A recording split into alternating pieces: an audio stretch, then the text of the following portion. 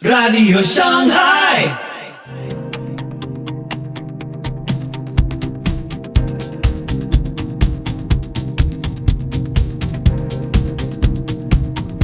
Muy buenos días, muy buenas tardes, muy buenas noches. Soy Pipo Biglione.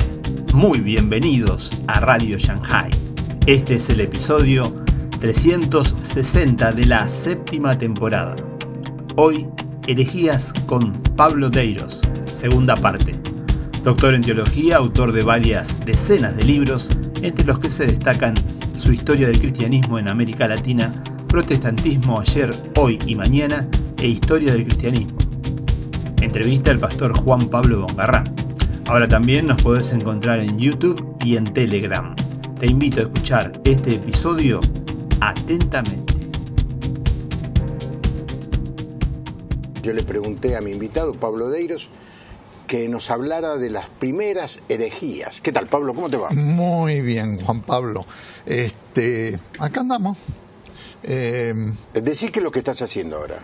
Estoy involucrado en un proyecto grande y que me llena de una satisfacción, de una alegría muy, muy especial.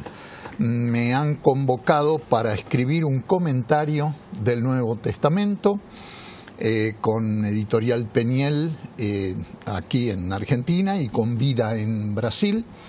Y esperamos hacerlo en 15 volúmenes de unas 600, 700 páginas cada volumen. Y está todo bajo mi responsabilidad, yo soy el autor. Ya tengo listo Mateo, Marcos, estoy terminando con Lucas. Y bueno, es un enorme desafío. Tremendo desafío. Vos sabés que yo soy historiador profesional, Sí, y he sí. enseñado toda mi vida, he escrito sobre estos temas. Pero en verdad mi primer amor siempre fue la palabra de Dios, la Biblia, ¿no? Y ahora tengo esta oportunidad, así que ahí estoy, Ahora renegando con el griego, Me y imagino. bueno, toda esa Te historia. pregunto, hay tan buenos comentarios. Matthew Henry, Oh, por supuesto. William Barclay, Sí, señor. ¿qué te digo? Y artículos, y ahora con gente Y más están moderna. apareciendo muy buenos comentarios, tanto traducciones del inglés como originales en castellano, ¿eh? Claro, Muy el tuyo buenos es original en comentarios. castellano. Sí. Ahora, ¿qué suponés que va a tener de diferente el tuyo a todos esos? Los comentarios son diferentes porque los autores son diferentes, es decir, todos compartimos, estamos hablando de comentarios evangélicos, ¿no es cierto? Sí, sí. Todos compartimos la misma fe, la misma vivencia y todo lo demás, pero somos personas diferentes con experiencias diferentes y en consecuencia enfoques diferentes. Mirá, Juan Pablo, la Biblia que tenés acá es la misma Biblia, el mismo texto que vos y yo podemos leer, pero probablemente vos vas a ver en el texto algunos elementos que a mí se me pasan y yo puedo ver algunos elementos que vos no tuviste en cuenta. Lo ideal sería que, bueno, si pudiéramos escribir un comentario, vos y yo, o 500 tipos más, ¿no es cierto? Porque eso le sacaríamos sentido al texto bíblico y a la aplicación del texto bíblico con una Claro, riqueza pero serían extraordinaria. volúmenes tan grandes que nadie lo leería. No, sería imposible. Entonces, esto explica por qué vos lees un comentario bíblico escrito por un autor serio, responsable y todo lo demás, y lees el mismo comentario del mismo evangelio o la misma carta de Pablo y ves cosas nuevas, enfoques nuevos y diferentes. verdad, absolutamente. Yo tengo un enfoque personal que cualquiera que haya leído mis libros lo puede reconocer. Es un enfoque, como digo, evangélico, con una fuerte nota misiológica, porque para mí la misión es fundamental, y algunos otros elementos que le dan un tono particular, y cualquiera que lo lee dice, esto lo escribió Pablo. Bueno, ¿Pablo quién? ¿Vos? yo, sí. Bueno, aquí estamos con Pablo Deiros. Te replanteo el diálogo de esta noche de otra manera, dándote temas. Bueno, Y vos me contás si alrededor de esos temas hubo herejías en la historia, o hay. El primero que te quiero plantear tiene que ver un poco con lo que vos dijiste, sos un apasionado de la palabra, Y en muchas épocas de la Iglesia cristiana han aparecido personas, grupos, diciendo que la Biblia no contiene toda la revelación de Dios, que Dios es tan grande que no puede quedar reducido al texto de la palabra de Dios. Entonces se abre la oportunidad para completar esa revelación a través de experiencias, visiones, sueños de otras personas. Vos sabés, se han iniciado lo que nosotros llamamos denominaciones alrededor de eso. Sí.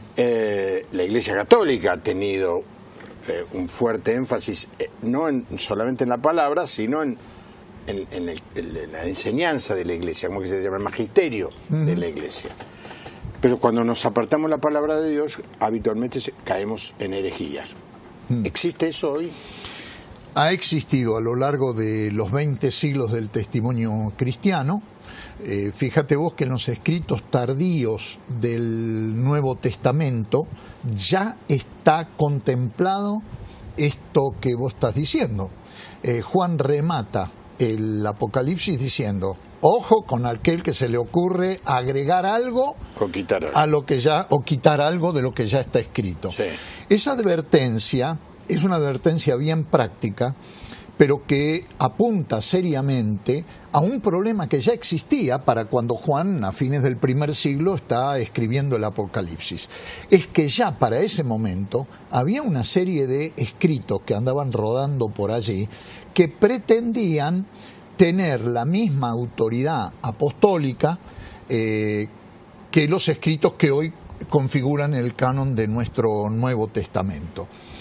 Cuando, por ejemplo, hablamos de los evangelios, en general respondemos casi inmediatamente: bueno, los evangelios son 4, tenemos 3 que llamamos sinópticos porque sus relatos más o menos se pueden poner en columna, y Juan. Tenemos un libro de los Hechos, tenemos un número de epístolas que se atribuyen a Pablo, otras a Pedro, otras a Juan y el Apocalipsis, y algunas otras generales. Jacobo y Judas. Exacto. Entonces, pero para fines del primer siglo, los evangelios escritos eran más de 4. E incluso algunos estaban escritos utilizando el nombre de alguno de los evangelios de raíz, digamos así, apostólica. Libros de los Hechos había como 2 o 3. Algunos se los llamaban los Hechos de Pedro, los Hechos de Tomás, etc. Cartas con el nombre de Pablo circulaban un montón. Tanto es así que todavía hoy los eruditos están discutiendo cuál es auténtica y cuáles son cartas que no necesariamente no auténtico significa malo, claro. Pero no auténtica. Es decir, que con un estudio científico se puede decir: esto de ninguna manera puede ser de Pablo porque contradice lo que Pablo enseña en epístolas que son probadamente auténticas del apóstol. Entonces, la cantidad de materiales que circulaban, escritos, estamos hablando de escritos, no de tradición oral, porque lo oral era, con cada predicador había una historia distinta.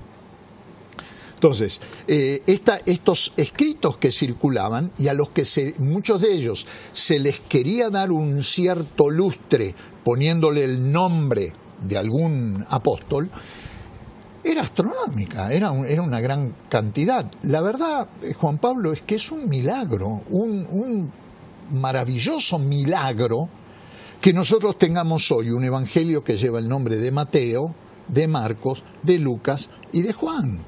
Que tengamos un libro de los Hechos atribuido a Lucas, que tengamos cartas de Pablo que pensamos las escribió Pablo. Es un milagro, porque la ensalada rusa, el tutti frutti de escritos, de evangelios, de epístolas, de apocalipsis, hay varios apocalipsis, que circulaban entre las iglesias y que se leían como escritos con autoridad espiritual, era muy, muy grande. Y fue una extraordinaria obra del Espíritu Santo la de guiar a la iglesia a ir tamizando y a ir seleccionando aquello que con el correr del tiempo, terminó en nuestro canon del Nuevo Testamento. A veces los creyentes evangélicos, que amamos la palabra de Dios y decimos que es nuestra única regla de fe y práctica, no somos conscientes de la complejidad de este proceso. Dentro de esa complejidad había personas con buenas intenciones. Es decir, Mateo no fue el único que escuchó a Jesús hablar. Marcos ni siquiera lo escuchó a Jesús, o era un adolescente, jovencito, que probablemente lo conoció a Jesús personalmente y probablemente escuchó cosas que nadie escuchó, como por ejemplo el jovencito que sale desnudo del jardín de Getsemaní cuando Jesús es arrestado. Se supone que era él, ¿no? Que se supone que era él. No está explícito en el texto, pero se supone que era él.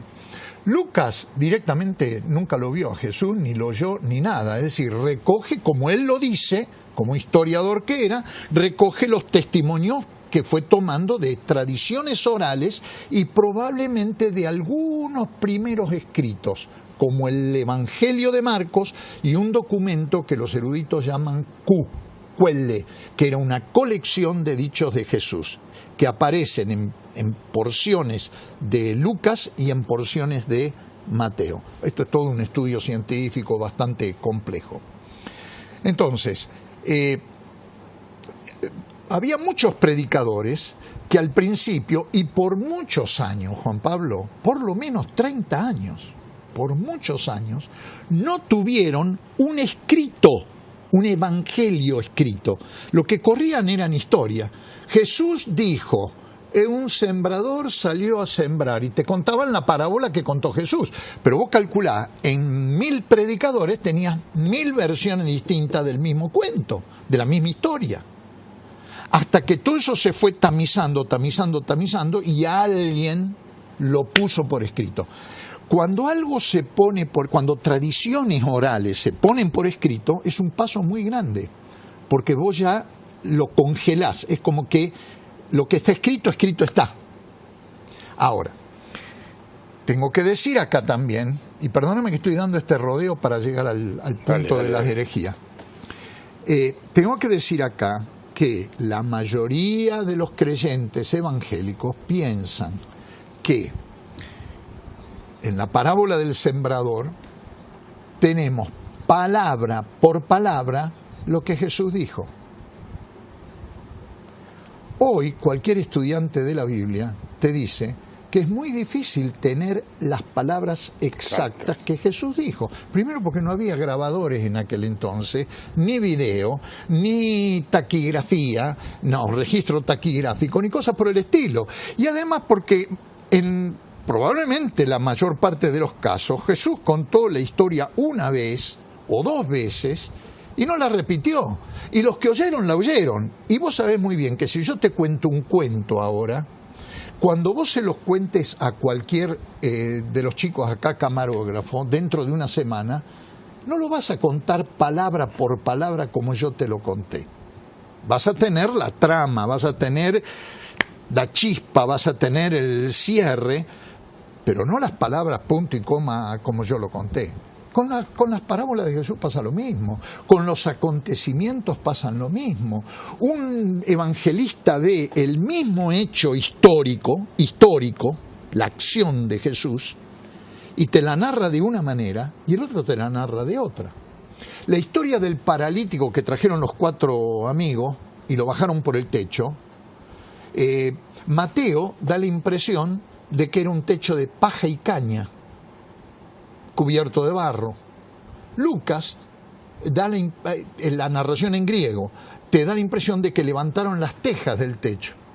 El primer techo es un techo palestino, Lucas era gentil, te describe un techo romano. Ahora, ¿qué es esto? ¿Una distorsión de la palabra de Dios? No, son visiones diferentes del mismo hecho, porque lo importante no es de qué estaba hecho el techo, sino de que Jesús lo sanó al paralítico.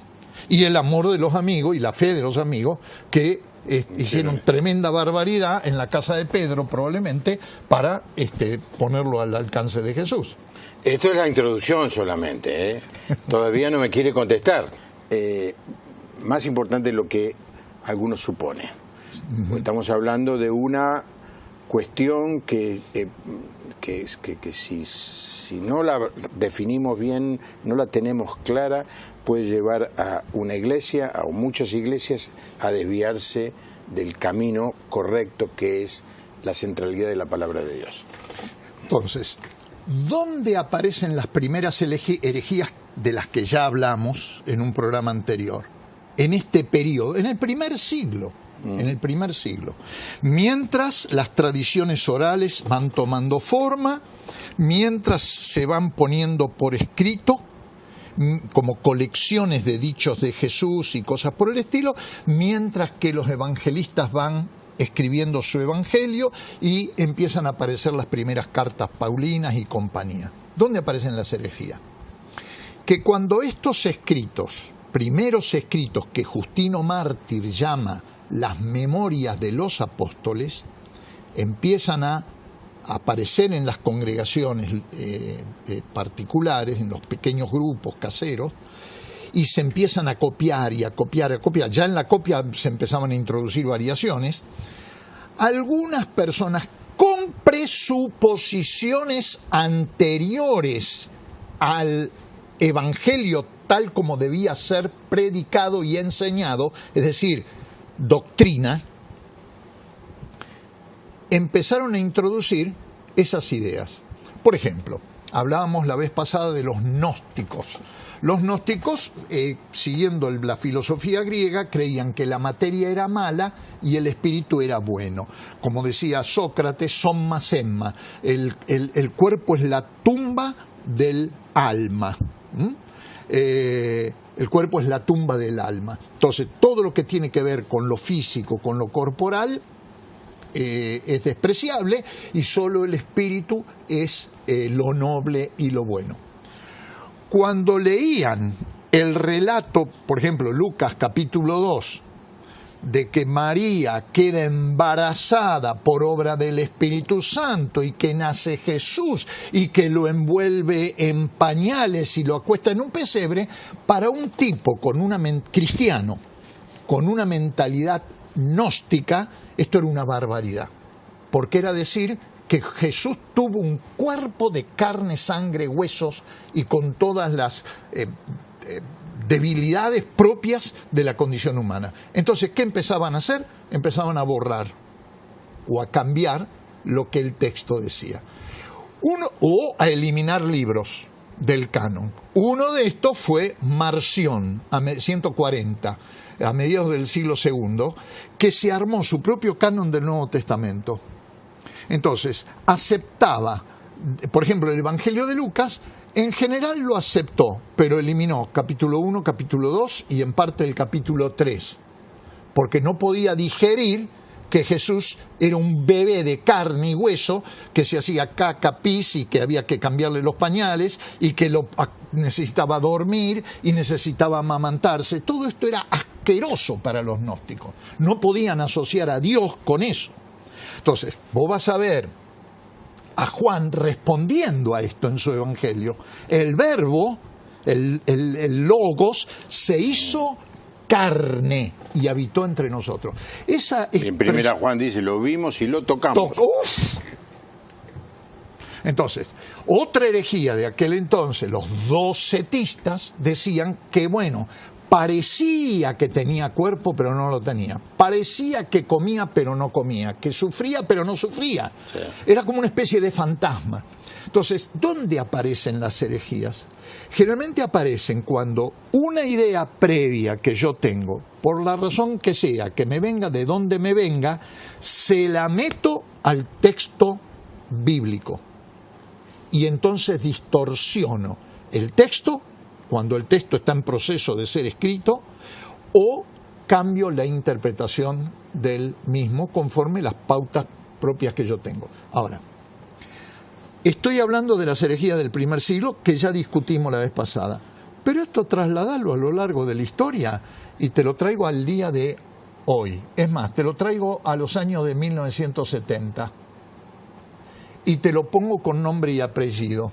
teología de la liberación, o teologías de la liberación para ser justo, porque no todas las teologías de la liberación tienen un trasfondo marxista. Pero si yo estoy metido con el marxismo hasta acá como presuposición ideológica y voy al Evangelio a leer qué es lo que dice el Evangelio, Claro. voy a hacer una lectura marxista del Evangelio. Y una de esas voy a introducir ideas, criterios, valores y pensamientos que no tienen nada que ver con lo que dijo Jesús, con lo que hizo Jesús y con lo que Jesús quiere que yo haga hoy, piense hoy y actúe hoy. Le estoy metiendo una agenda ideológica a la Biblia que fácilmente me lleva a elaborar una herejía. Entonces, esta es una manera en que la herejía se configura. La otra manera, que tiene mucho que ver con esto, es la adición o sustracción. Le agrego al texto bíblico algo o le quito al texto bíblico algo que a mí me molesta o no está de acuerdo con mi manera de pensar, con lo que yo ya he decidido de antemano que es la verdad. Hago desaparecer versículos de la Biblia o introduzco comentarios en la Biblia. Ahora, esto no es nuevo. Esto ya ocurría en la misma redacción de los textos bíblicos, aparece esto. Porque cuando vos lo lees en el griego, Mateo te agrega una palabra que Lucas no pone, Lucas te agrega una que Mateo no tiene o que no tiene Marcos, ¿verdad? Entonces, ya en ese proceso hay, por ejemplo, un pasaje que tiene que ver con el comienzo del ministerio de Jesús. Dice que Lucas, en capítulo 3, en versículo 22, por ahí, dice que Jesús tenía 30 años cuando comenzó su ministerio. Así lo traduce NBI y en general Reina Valera hace lo mismo. Pero si vos te vas a Mateo, en el griego, Mateo te dice que Jesús comenzó su ministerio de enseñanza. De enseñanza es un agregado.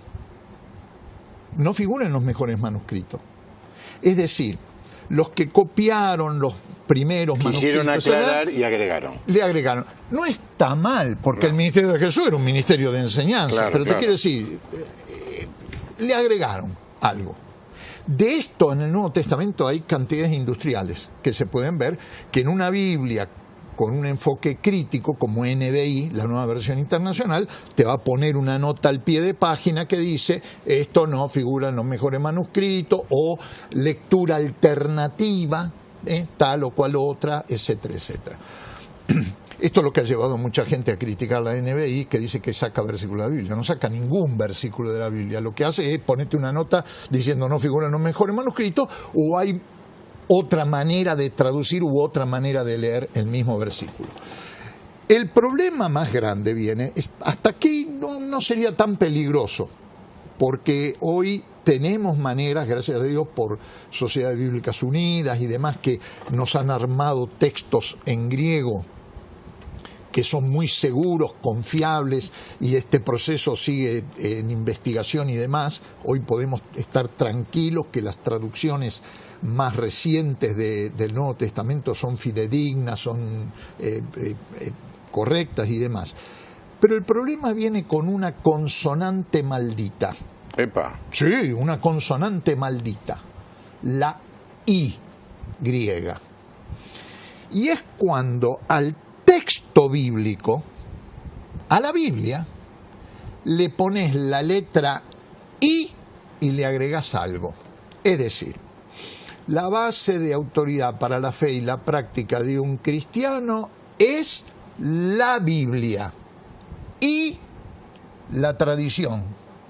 Este es el caso de la Iglesia Católica, Apostólica y Romana, que según el Concilio de Trento, y esto no se cambió hasta el día de hoy, la tradición, es decir, decretos de los concilios, bulas papales,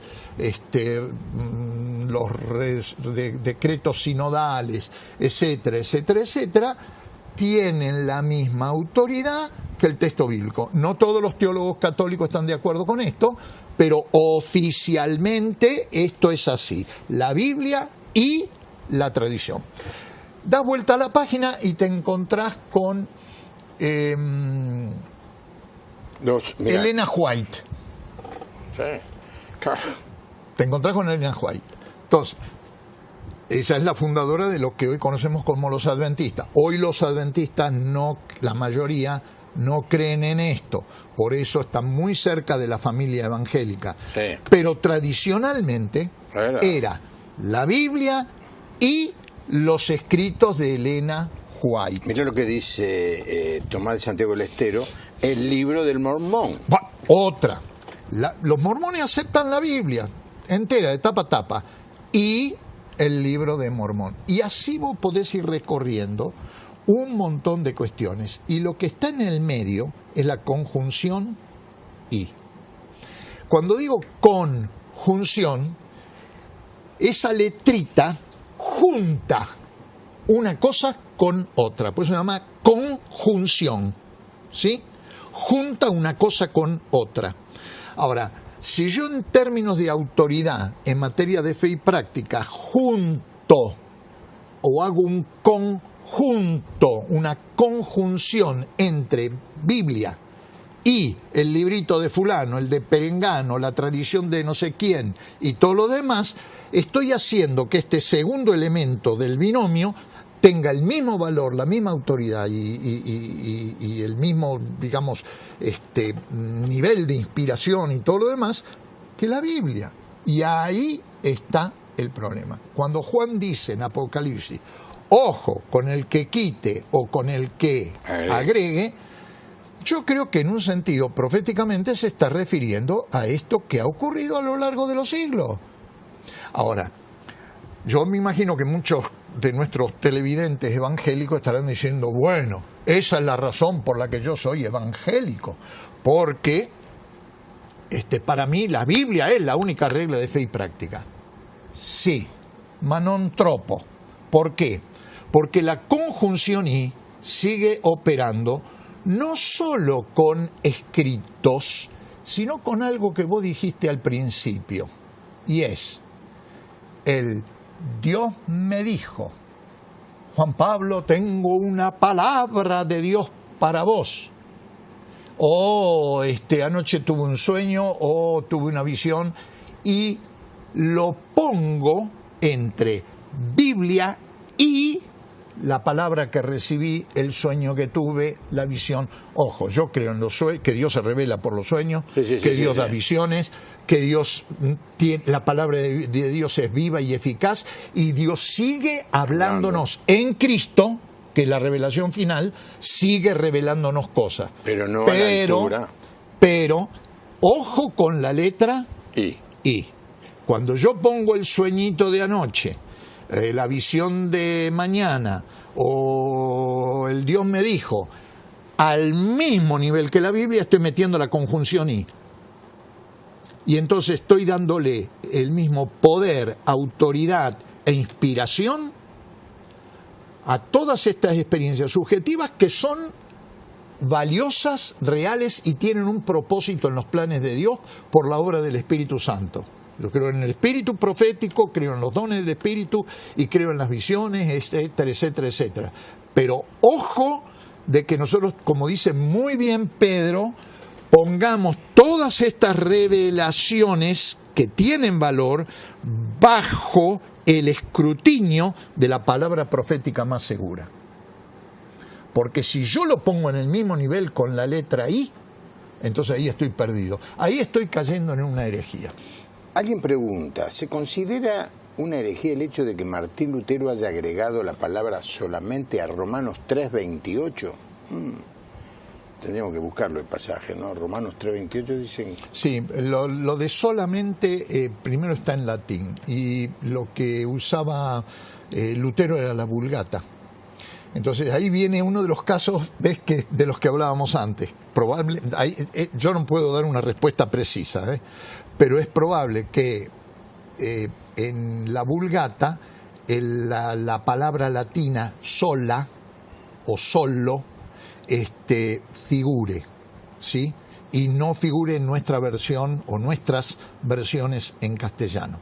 De todos modos, el concepto, aunque no estuviera la palabra en el original griego de Romano, el concepto es un concepto bíblico.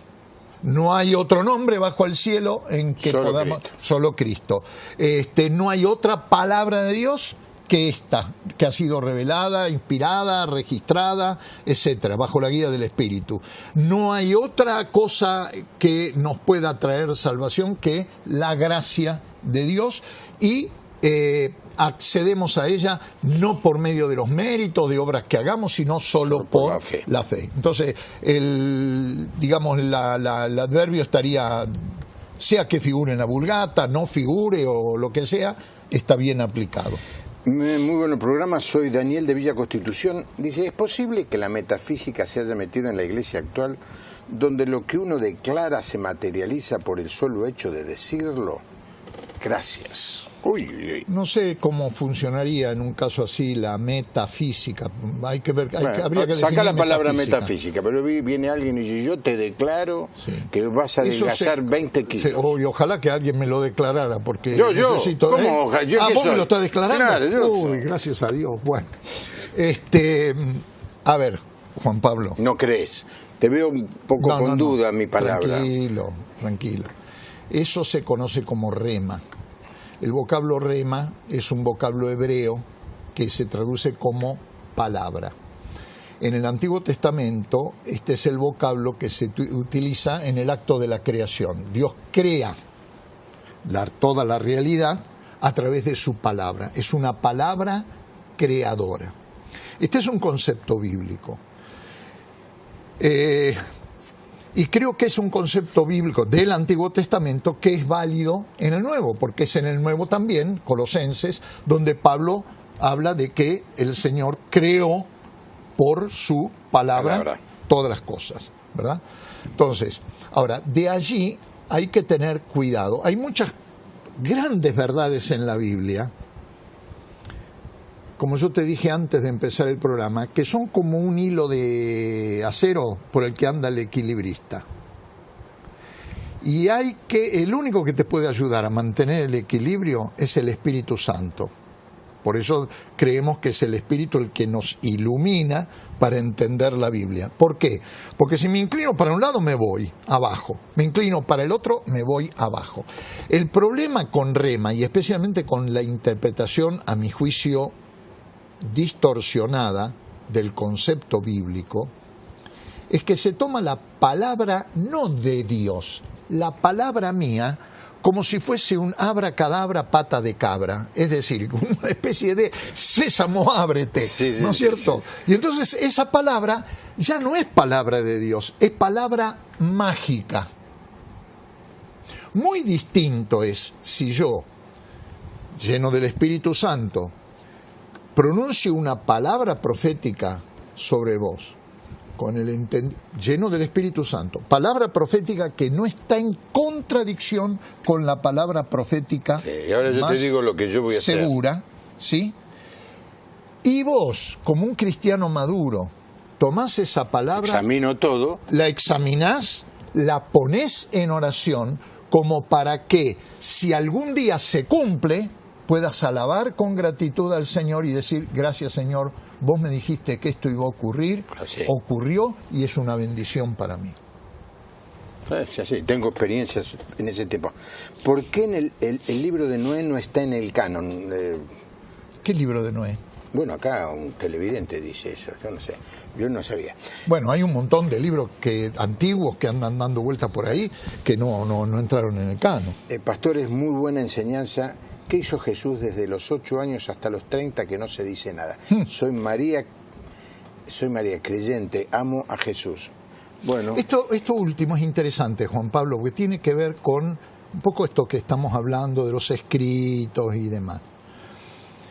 Como esos años, no desde los 8, desde los 12, que fue cuando Jesús va al templo, el bar mitzvah de Jesús, su, digamos, reconocimiento como miembro del pueblo de Israel, adulto, desde los 12 años hasta que es bautizado por Juan el Bautista, no hay información en los evangelios sobre Jesús. El que más información nos da es Lucas, que tiene 2 veces, repite lo mismo, de que Jesús crecía físicamente, emocionalmente, psicológicamente y en gracia para con Dios y para los seres humanos. Entonces, ese vacío de información ha sido ocasión para rellenarlo con cuanta historia vos te puedas imaginar. Te cuento alguna. ¿En el primer siglo también? En el primer siglo. Escritos que algún tipo decía, no, pero acá los evangelios, esto, el otro, no lo cuentan. Yo voy a contar la historia. Se sintió inspirado y entonces te cuenta la historia, Jesús de niño jugando en la plaza y haciendo arcilla y con la arcilla modelando pajaritos y soplándole al muñequito y el pajarito salía volando. Es conocida esa historia. Muy conocida. Es de un evangelio apócrifo. Los hechos de Tomás y el evangelio de Tomás trae, pero repite un montón de parábolas de Jesús que son muy parecidas a lo que tenemos registrado en los evangelios, pero también te inventa unas cuantas otras que Dios sabe si son auténticas o no son auténticas. Entonces, para nuestra oyente, ¿qué pasó en esos años? La única manera de responder es imaginando lo que hubiera pasado con cualquier muchacho en Nazaret, en Galilea, en aquel tiempo. Lo que sabemos o podemos inferir es que después de los 12 años tampoco se lo menciona más a José. Probablemente José se murió. Jesús, el hijo primogénito de María, ocupó el lugar de José. ¿Haciendo qué? El oficio que el padre le había enseñado, porque todo buen padre judío le enseñaba a su hijo su oficio. ¿Cuál era el oficio de José? Carpintero. Cuando Jesús empieza su ministerio, precisamente lo que le llama la atención a la gente en Nazaret, se preguntaban, ¿este no es el hijo del carpintero José? ¿Qué viene acá a predicar, a hacer milagros? ¿Quién es este? Entonces, se hizo cargo de la carpintería. Al hacerse cargo de la carpintería se hizo cargo de la madre, más todos los hermanitos y hermanitas que tuvo, que eran menores que él, ¿verdad? Y cuando llega a la edad, ahí hay discusión si fue a los 27, 28, 29 años, 31, 32, hay una discusión grande allí y no es fácil precisar la fecha. Tradicionalmente decimos a los 30 años, sí. Cuando él empieza su ministerio, ¿quiénes son los primeros que tiran la bronca? Los hermanos y las hermanas de Jesús. ¿Por qué? Porque ese fue el tipo que sostenía la carpintería y le daba de comer a toda la familia. Esto es lo único que podemos saber que ocurrió en el medio. Ahora, si después hacía pajaritos y le soplaba y salían volando, o hacía otros milagros o cosas por el estilo, eso no lo sabemos. Capaz que uno de esos pajaritos es el que se le apareció a un presidente latinoamericano ser, sí. Y le habló, capaz, no sé.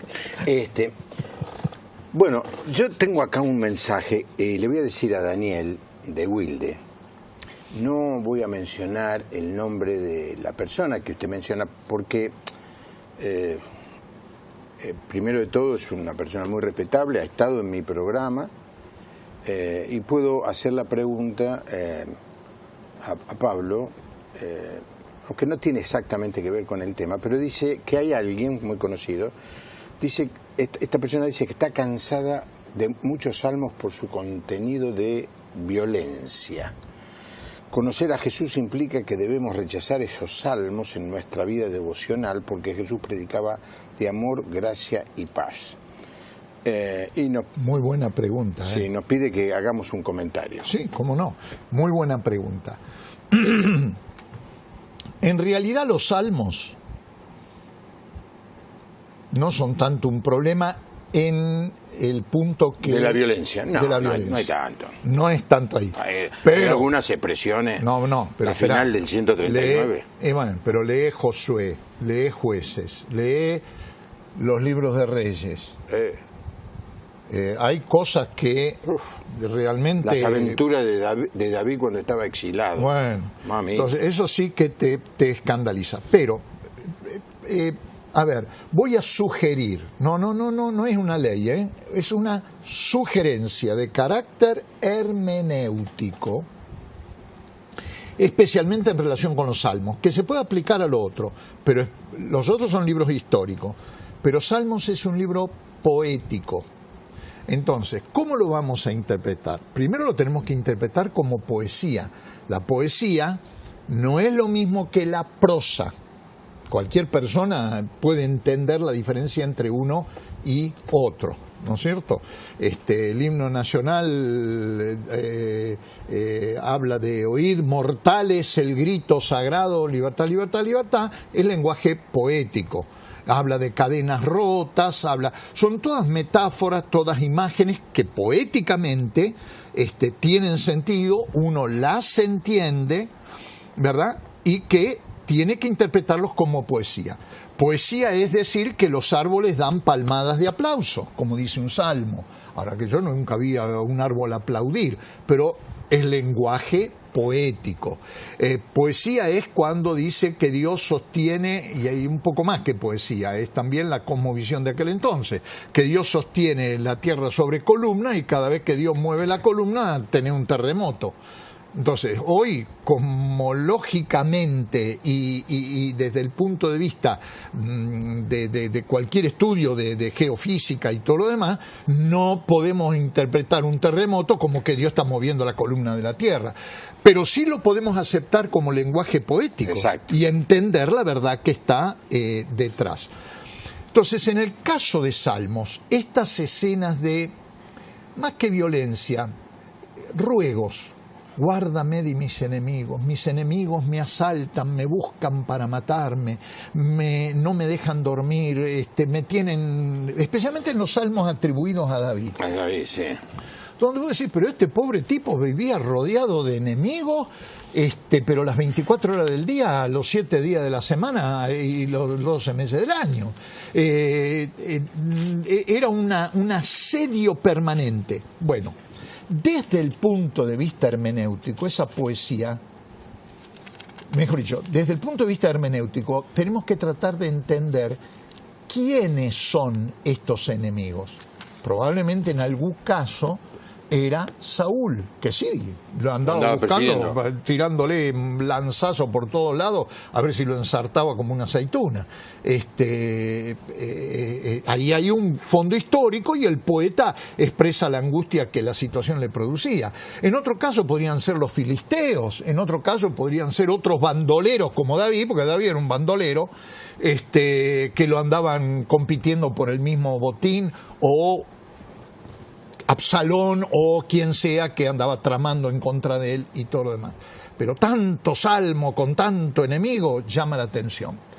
Cuando esa poesía vos la hermenéuticamente le das una interpretación no histórica, sino espiritual, encontrás en el libro de los Salmos uno de los recursos más extraordinarios en la Biblia en el campo de la guerra espiritual.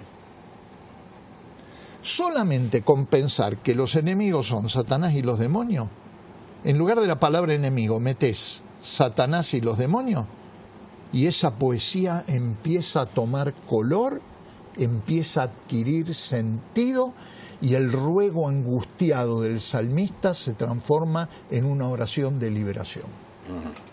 Entonces, yo le sugeriría a la persona que levantó esta muy interesante pregunta que no en todos los salmos, ¿verdad? Porque tampoco todos los salmos son así de hablar de los enemigos, claro, pero en aquellos salmos donde con licencia del Espíritu Santo uno puede pensar: ¿quiénes son mis enemigos hoy? Mi enemigo no es mi esposo, mi esposa, mis hijos, mi tío, el hermano fulano, la hermana mengana, mi vecino, mi jefe. El enemigo es aquel que anda alrededor buscando a quien devorar. Y mi oración permanente tiene que ser la del salmista. Que Dios me guarde de ese enemigo y de sus secuaces que permanentemente están intentando desviarme del camino, confundirme, llenarme de temor. Es interesante el tema del temor en los salmos, porque el temor es un arma de Satanás, 100%.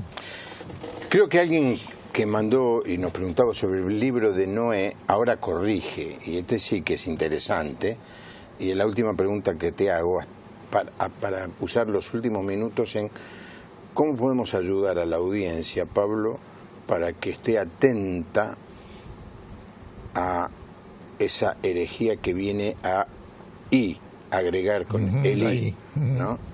Vos vas a una reunión, te empezás a escuchar y dices, ¿qué hace? Pero esto está en la Biblia, o lo agregaron. ¿Cómo separar una cosa de otra? Pero la pregunta no era Noé, era Enoc. Ah, sí.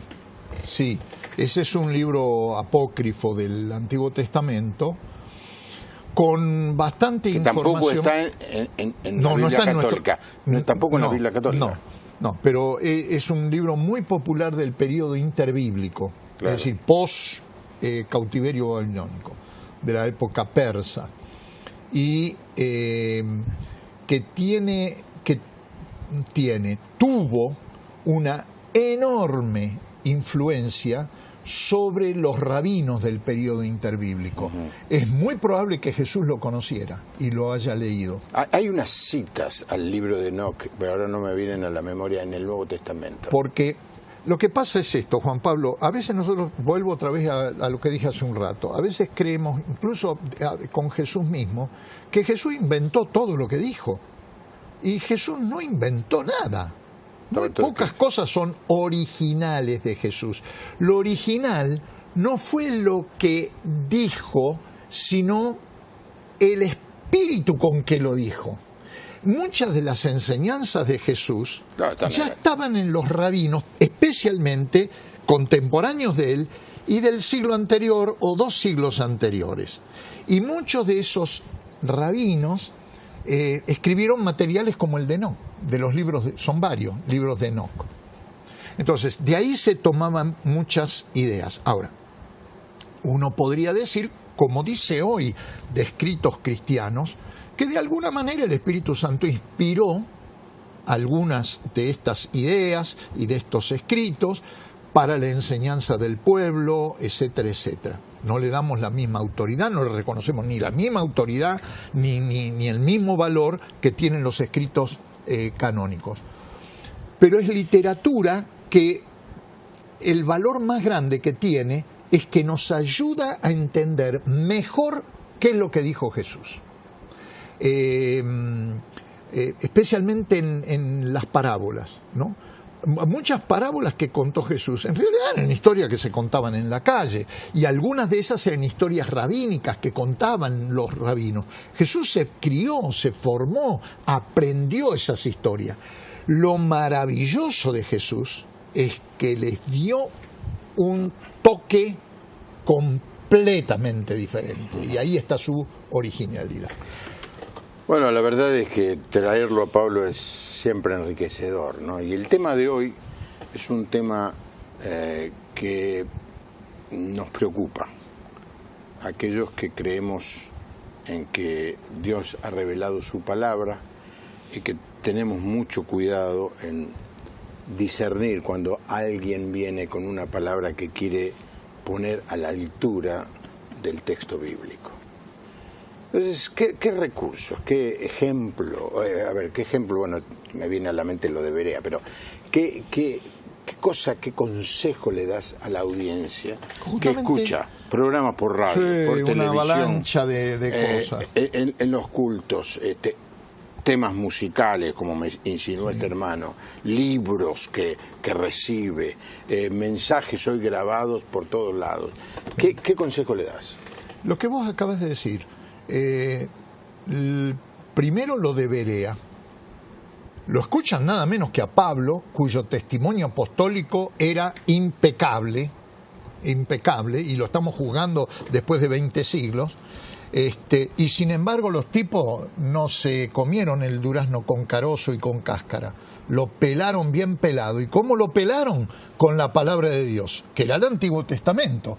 A ver si lo que este hombre dice es coherente con lo que nosotros leemos en las Escrituras.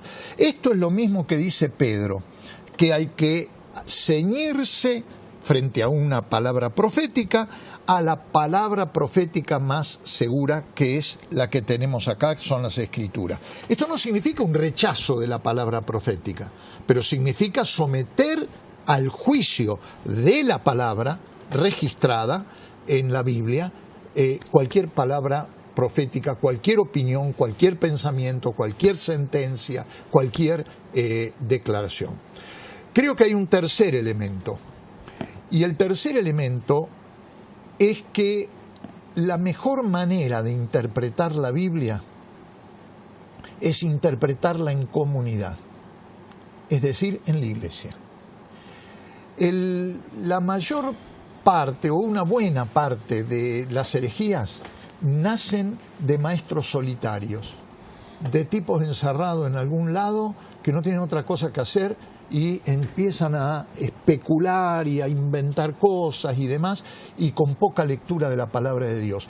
Fíjate que muchos de estos problemas, como vos lo señalaste muy bien, que hoy nos atormentan y todo lo demás, se deben también a que hay poca hermenéutica comunitaria. ¿Qué es hermenéutica? Es la interpretación, la ciencia de la interpretación. Hay poca interpretación comunitaria. Ya lo hemos charlado en otros programas, Juan Pablo. Hoy este libro no se predica desde los púlpitos evangélicos en América Latina. Hoy hay mucho bla, bla, bla, bla, bla, bla, opinión personal, Dios me dijo, y etcétera, etcétera, y poco, ni siquiera se lee. Ni siquiera se lee. Y cuando digo ni siquiera se lee, no me refiero al libro, porque lo podés tener en una tablet, lo podés tener en un teléfono. No se lee la palabra de Dios. Como no se lee la palabra de Dios, aparecen las palabritas que da fulano, que da mengano, que profetiza este y que anticipa el otro. Entonces, mientras no volvamos a la Biblia, vamos a estar sufriendo esta multiplicación de palabreros que no predican la palabra de Dios, predican las palabritas que se les ocurren. Y como detrás de la predicación de esa palabrita hay lucro, como bien anticipaba el apóstol Pablo, predican por dinero, entonces el problema se hace todavía más complejo, porque la gente es engañada, es seducida y arrastrada fuera de la palabra de Dios. En consecuencia, a cometer cualquier tipo de rebeldía, desobediencia, oposición a la voluntad de Dios. Y como vos dijiste, esto sí es un problema grave. Pablo, tantas gracias. Tengo más mensajes, pero no lo voy a poder leer. Nos felicitan y algunos muy largos implican... deseo de participar. Sí, por supuesto implica deseo de participar, pero son muy amplios como para ponerlos ahora que nos quedan 3 o 4 minutos.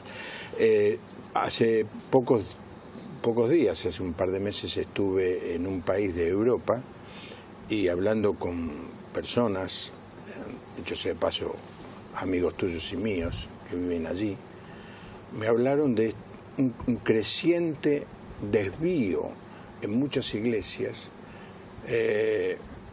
que escuchan que hay algunas personas que se atribuyen la capacidad, el derecho, la autoridad para agregar al texto bíblico.